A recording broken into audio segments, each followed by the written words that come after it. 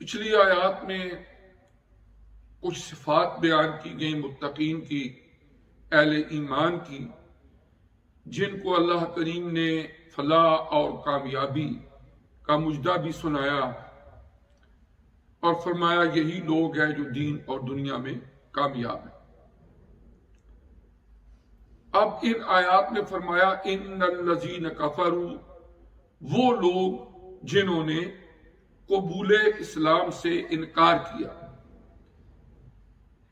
کفر کا لغوی معنی ہوتا ہے کسی نعمت کا چھپانا، اور شریعت اسلامیہ میں ایمان کی جو ضد ہے، اپوزٹ ہے، اس کو کہا جاتا ہے کفر۔ اور اللہ تعالی کی اس نعمت ایمان کو گویا وہ چھپانے والے ہیں، اس سے محروم رہنے والے ہیں، اس لیے انہیں کفار کہا جاتا ہے۔ اور فرمایا کہ جو لوگ کفر اختیار کرتے ہیں سواء علیہم، ان کے لیے برابر ہے اَأَنذَرْتَهُمْ أَمْ لَمْ تُنذِرْهُمْ، کہ آپ انہیں ڈر سنائیں یا نہ سنائیں، وہ ایمان نہیں لائیں گے۔ اس کی وجہ یہ کہ قبولیت حق کے لیے جو انسان کے اندر اللہ نے ایک صلاحیت، ایک ملکہ رکھا ہے، بسا اوقات انسان اپنے کسب، اپنے کاموں کی وجہ سے، اپنے نظریات کی وجہ سے اس حد تک پہنچ جاتا ہے کہ قبولیت حق کی توفیق کی سلب کر لی جاتی ہے۔ اور فرمایا یہ لوگ جنہوں نے کفر اختیار کیا ہے ان تمام صفات سے، جن کا تذکرہ پچھلی آیات میں ہو چکا، فرمایا ان کے لیے برابر ہے کہ آپ انہیں ہدایت کا رستہ دکھائیں یا نہ دکھائیں۔ انذار کا مطلب ہوتا ہے ڈر سنانا، یعنی ایک ہے نذیر اور ایک ہے بشیر۔ یہ دونوں نبی کریم علیہ السلام کے اوصاف بیان ہوئے کہ آپ اللہ تعالی کی نعمتوں کی خوشخبری بھی سنانے والے ہیں اور آپ ڈرانے والے بھی ہیں کہ اس برے وقت سے اپنے آپ کو بچا لو۔ تو فرمایا آپ انہیں یہ ڈر سنائیں یا نہ سنائیں، کوئی فرق ان کے اوپر نہیں پڑے گا۔ یعنی اصل بات حق کی قبولیت کے لیے انسان کے اندر سے، انسان کے دل سے ایک جذبہ، ایک طلب پیدا ہونا ضروری ہوتا ہے۔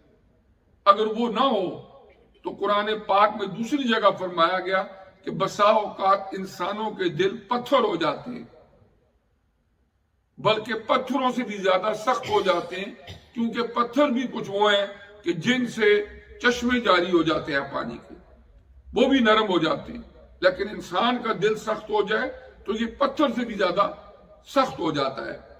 تو اس طرح ارشاد فرمایا گیا ان الذین کفروا سواء علیہم اانذرتہم ام لم تنذرہم لا یؤمنون، آپ ڈرائیں یا ان کو نہ ڈرائیں وہ ایمان نہیں لائیں گے۔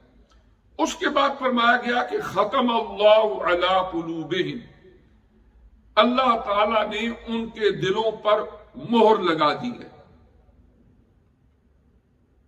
وعلی سمعہم، اور ان کے کانوں پر بھی مہر لگا دی ہے، وعلی ابصارہم غشاوہ، اور ان کی آنکھوں کے سامنے ایک پردہ پڑ چکا ہے، وَلَهُمْ عَذَابٌ عَظِيمٌ، اور ان کے لیے دردناک قسم کا عذاب ہے۔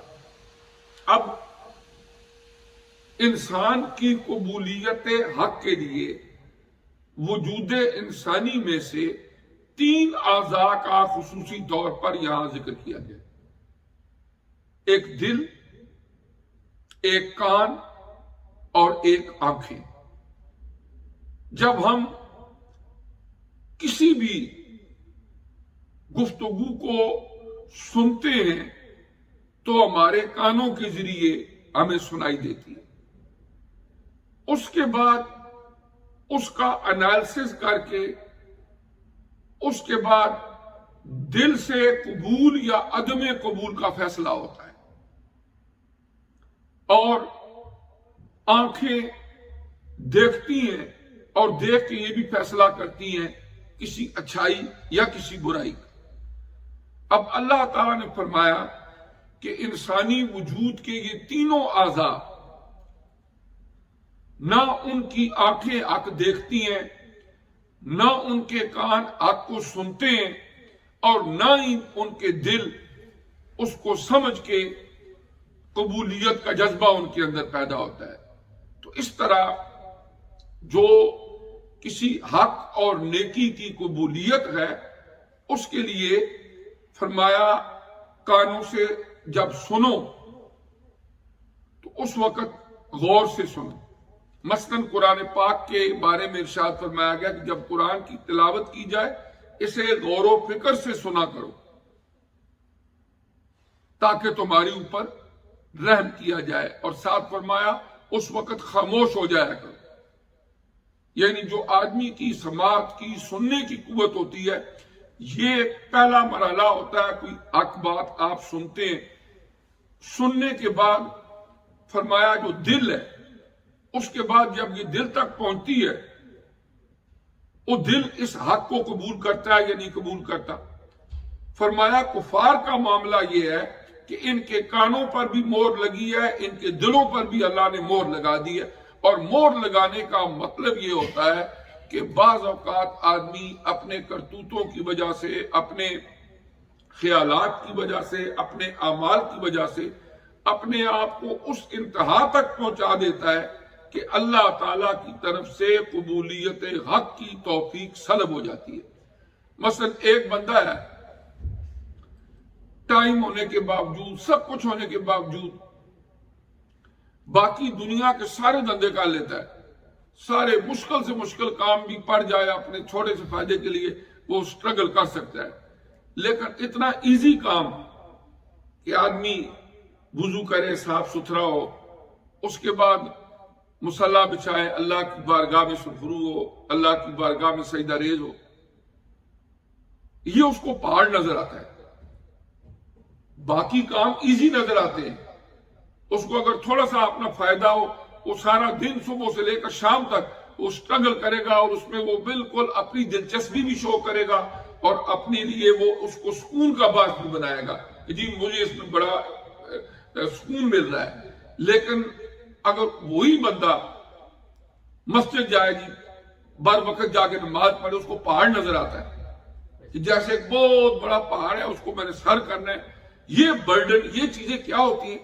اللہ سے ڈرنا چاہیے، اس وقت سے ڈرنا چاہیے کہ کہیں اللہ تبارک و تعالی ہم سے سجدے کی توفیق نہ چھین لے۔ اللہ تعالی محفوظ فرمائے اس وقت سے۔ اور یہاں پر فرمایا کہ جو کفار ہیں، آقا علیہ السلام کو فرمایا آپ ان کو جتنا مرضی ہے حق بات کی تلقین کرتے رہیں، ڈراتے رہیں، ان پر کوئی اثر نہیں ہوگا۔ فرمایا کیوں؟ اس لیے کہ ان کے دلوں پر اور ان کے کانوں پر مہر لگ چکی ہے اللہ کی طرف سے۔ اللہ تبارک و تعالی اپنے بندوں پر بہت مہربان ہے، وہ رحمان اور رحیم ہے۔ یہ نسبت اللہ کی طرف سے ہے، کیونکہ ہر فعل کی خالق اللہ ہی کی ذات ہے، لیکن آدمی کے اپنے کرتوتوں، کاموں، نظریات اور سوچ کی وجہ سے یہ سارا کچھ ہوتا ہے کہ آدمی اس سٹیج پر پہنچ جاتا ہے کہ پھر وہ حق کو قبول کرنے کی صلاحیت سے محروم ہو جاتا ہے۔ تو اللہ تعالیٰ کی بارگاہ میں یہی دعا ہے کہ ہمیں سمجھنے کی اور عمل کی توفیق دے۔ جزاکم اللہ۔